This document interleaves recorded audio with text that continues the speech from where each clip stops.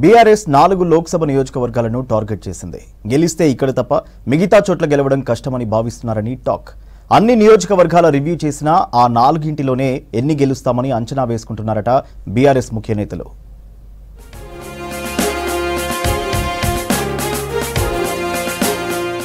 Assembly ఎన్నికల్లో ఓటమితో తీవ్ర నైరాశ్యంలో ఉంది బీఆర్ఎస్. దీంతో త్వరలో జరిగే లోక్సభ ఎన్నికల్లో సత్తా చాటాలని చూస్తోంది.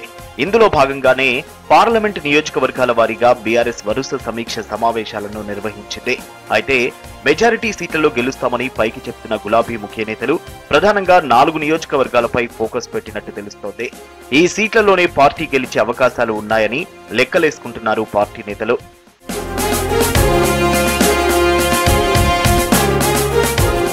తెలంగాణలో మొత్తం 17 లోక్సభ సీట్లున్నాయి. ఇందులో హైదరాబాద్ పార్లమెంటు స్థానాన్ని మినహాయిస్తే 16 సెగ్మెంట్లు. కానీ 4 పార్లమెంటు స్థానాల్లోనే తమకు గెలిచే అవకాశాలు ఉన్నాయంటున్నారు బీఆర్ఎస్ ముఖ్య నేతలు. అది కూడా మొన్నటి అసెంబ్లీ ఎన్నికల్లో పార్టీ గెలిచిన నియోజకవర్గాల్లోనే అని లెక్కలేసుకుంటున్నారు.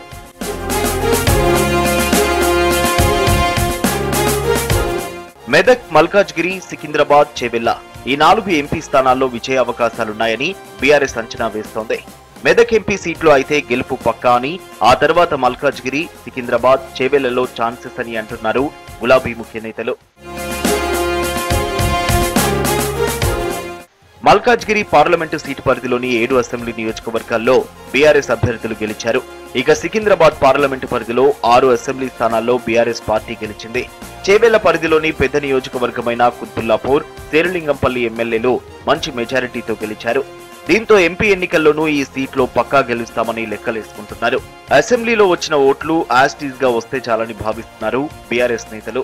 మెదక్ లోక్సభ పరిధిలో ఒక్క మెదక్ అసెంబ్లీ సీట్ తప్ప అన్ని నియోజకవర్గాల్లో బీఆర్ఎస్ గెలిచింది. మొత్తానికి లోక్సభ ఎన్నికల టైంలో బీఆర్ఎస్ పరిస్థితి గందరగోళంగా ఉందని తెలుస్తోంది. అసెంబ్లీ ఎన్నికల్లో అధికార పార్టీగా బీఆర్ఎస్ తలపడింది.